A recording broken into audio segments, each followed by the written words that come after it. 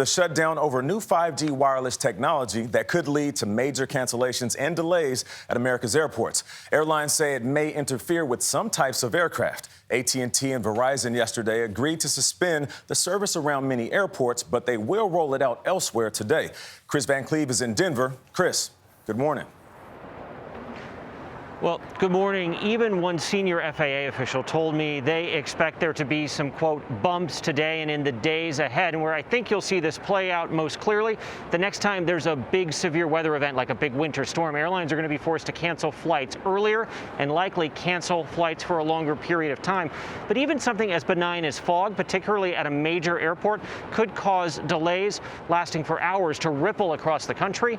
And already some international airlines are canceling flights to the U.S.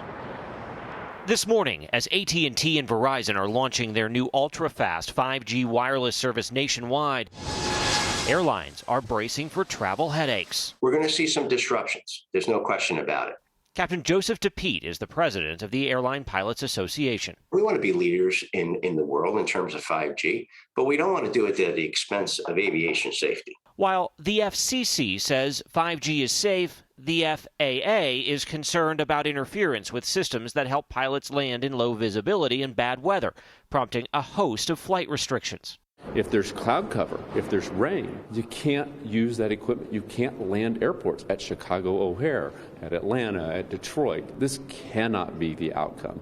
Airlines warned as many as 1,100 passenger and cargo flights a day would be delayed, diverted, or canceled. So Tuesday, the wireless companies agreed to 2-mile buffer zones around many of the nation's busiest airports. The FAA says that will reduce the worst disruptions, but it has approved just 45% of airliners to operate in all weather conditions where 5G is active.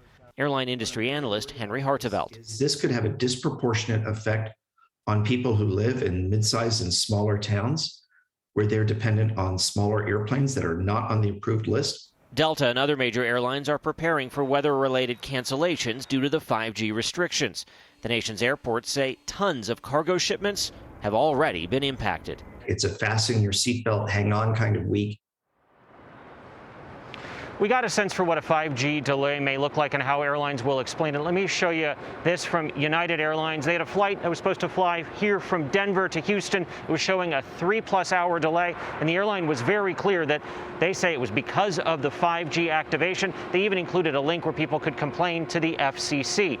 And while 5G has been activated in nearly 40 countries around the world without an issue, the FAA is still verifying about 55% of aircrafts that they have systems that won't interfere with the 5G system. So these issues could go on for weeks, Gayle.